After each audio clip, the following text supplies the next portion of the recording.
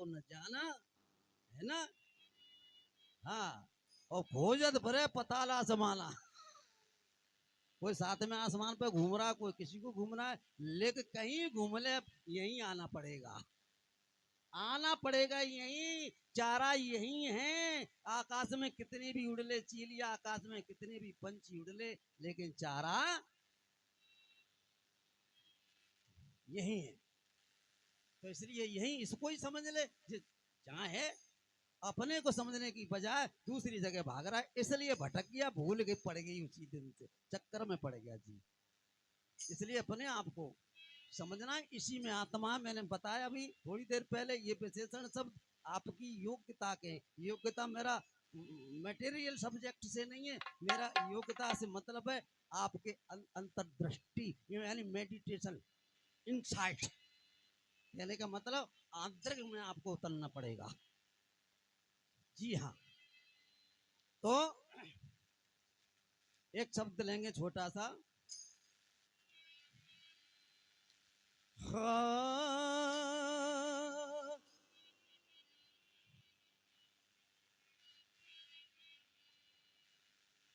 अरे तो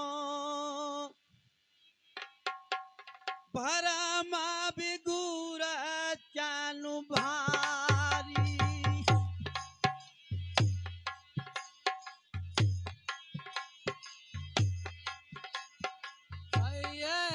सो भरम बिगुर चन भारी रे, सो भरम बिगुर चन भारी।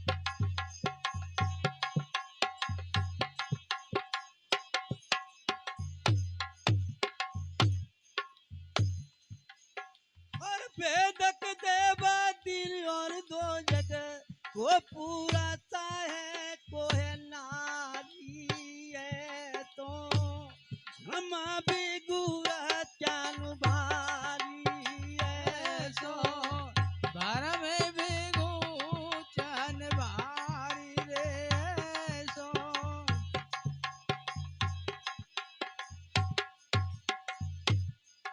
और वेदक देवा दिल और दो जगह को पूरा सा है, को है नारी है, तो भरम बिगुर चन भारी रे, सो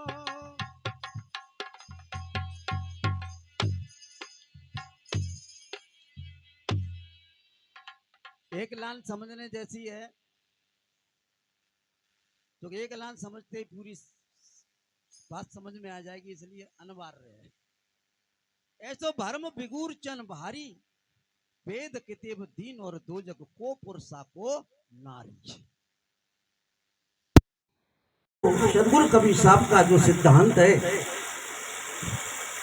जड़ और चेतन का सिद्धांत है, जड़ और चेतन का। अब वो एक बात एक अलग रही कि आप अपनी चेतना दृष्टि को कहाँ समझ रहे हैं, बाकी सिद्धांत जड़ और चेतन का है। जड़ जड़ है, चेतन चेतन है, समाज संबंध के कारण ये खेल हो रहा है। अब बात यहाँ ये है, ऐसो भरम बिगूर चन भारी, कि संसार के अंदर ऐसो भरम बिगूर चन फैला हुआ है। वेद कितेब दीन और दो जग, वेद वेद कैसे फैला हुआ है? वेद में वेद वालों ने कह दिया कि हमारे जो वेद हैं ये जो ऊपर से परमात्मा ने लिख के भेजे, समझना। ये परमात्मा ने लिख के भेजे। ये है हम, इसलिए हमारे ये जितने भी ग्रंथ हैं, धर्म ग्रंथ हैं, 4 वेद 6 7 18 पुराण, तमाम दुनिया भर के ये धर्म ग्रंथ हैं, ये सब परमात्मा के भेजे हुए हैं। और इनकी आज्ञा का पालन कीजिए जो ये कह रहा है, जो ये कह रहा है, क्योंकि परमात्मा ने लिखे। तो अब बात कैसे टले?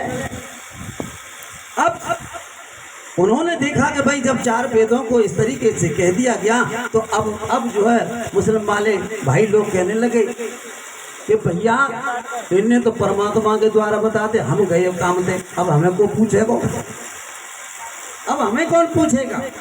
इसलिए उन्होंने कहा कि तुम्हारे अगर वेद परमात्मा ने लिखे तो हमारी कुरान अल्लाह ने लिखी है। समझ लेना मेरी बात, हमारी कुरान अल्लाह ने खुद लिखी है, बिल्कुल पाक है। और जो इसके हुक्म को नहीं मानेगा वो समझ लो 2 जगह में जाएगा, नरक में जाएगा। हाँ, और जो मानेगा वो पाक है और वो स्वर्ग में जाएगा सीधम झट बिना टिकट के। तो कहने का तात्पर्य है, अब उन्होंने देखा, बाइबल वालों ने देखा कि भाई कुरान वालों ने वो अपना अल्लाह के द्वारा बता दिया, अब हम तो बिल्कुल ही गिर गए, हम कौन सी ताकत अब ले में तो हम ऊंचे हों। तो उन्होंने देखा कि भैया देखो सुनो, ठीक है आपने अपनी लिखी है, तो हमारा तो ग्रंथ तो रिटन बाई गॉड, यानी बाइबल जो है गॉड ने लिखी भैया, सीधी लिख के डाली है। अब धोखा पड़ गया और इसी का प्रचार होने लगा। प्रचार इन्हीं शास्त्रों का, इन्हीं लेखों का, इन्हीं ग्रंथों का प्रचार होने वाले को ही उस समय पर संत कहा।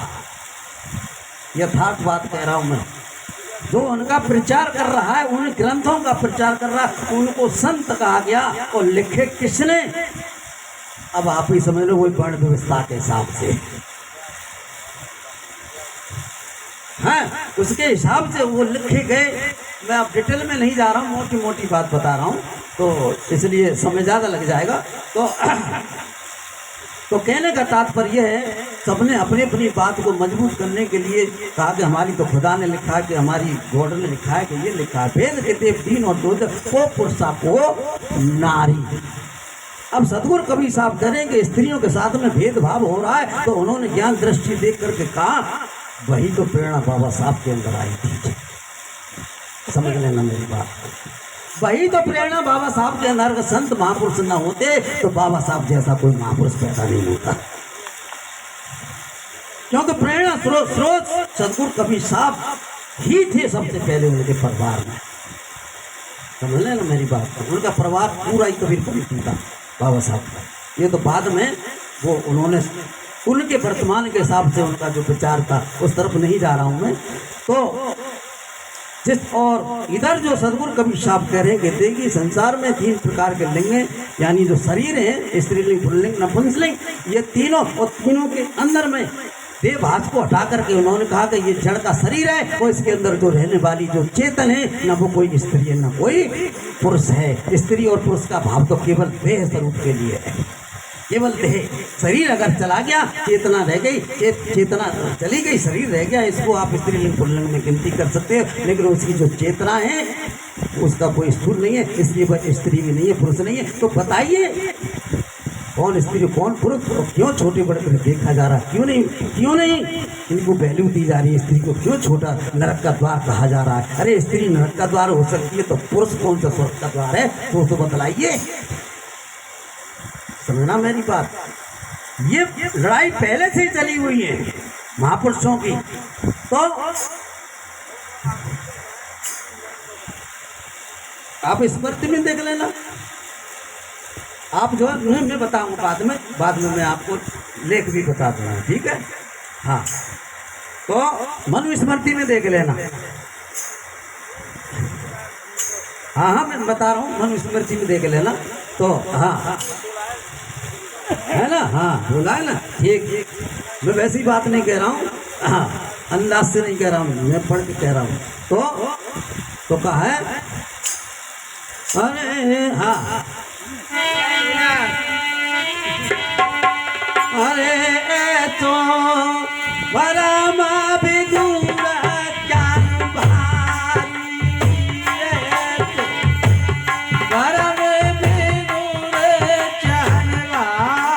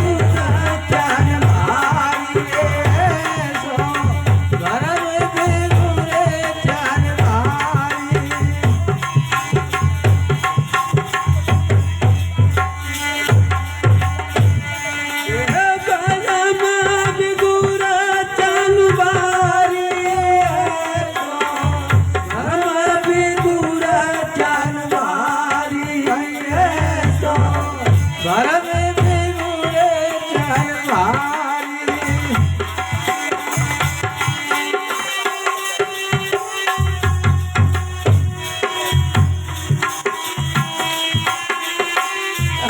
अगर नींद आ रही हो साहब तो मैं दूसरे में बैठा तो परेशान आ रही है।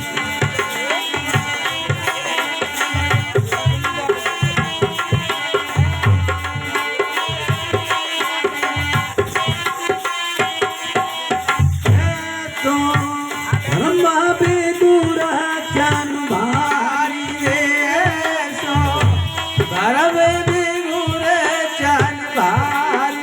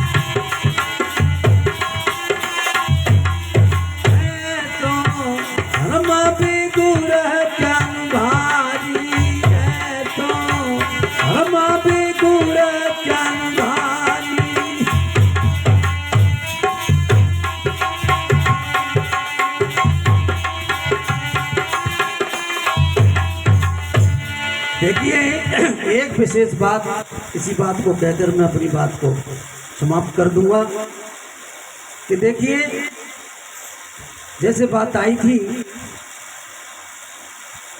पांच तत्वों का ये सभी जीव निर्मित है। अब समझने जैसी बात है यहाँ, और इसमें रहने वाली चेतना आत्मा, सभी शास्त्र गवाह हैं इस चीज के, सभी महापुरुष गवाह हैं इस चीज के, सभी अनुभवी ज्ञानी विज्ञानी सभी इस चीज के गवाह हैं।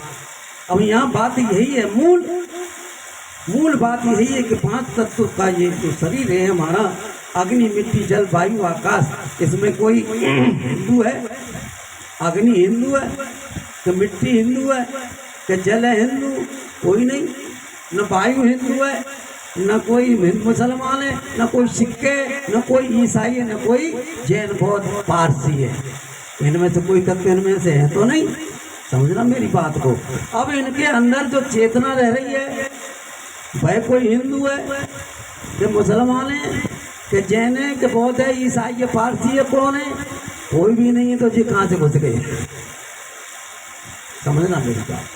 कहाँ से आ गए फिर हिंदू? कहाँ से आ गए मुसलमान? कहाँ से अरे एक पांच तत्व का पुतला मानस भैया नाम एक कला के बिछड़ते विकल हो सब ठाम के कहने का तात्पर्य यही है उसने अज्ञानता बस इसकी ठाम मान ली कि हम हिंदू हैं, हम मुसलमान हैं, हम सिख हैं, हम जैन हैं, कि हम बौद्ध हैं। अरे भाई तू केवल एक इंसान है, इंसान सब सारा सब न हिंदू है न मुसलमान, तू है केवल एक ही इंसान। इसलिए तू अपनी मानवता को पहचान ले, सोच समझ ले कि तू बहुत बड़ा धार्मिक है, तू बहुत बड़ा धार्मिक है, अपने आप को जान ले, समझ ले, तू बहुत बड़ा ज्ञानी और विज्ञानी है। बोलिए श्री सदगुरुदेव की। स्वामी जी आपका वक्तव्य पूरा हुआ। एक दो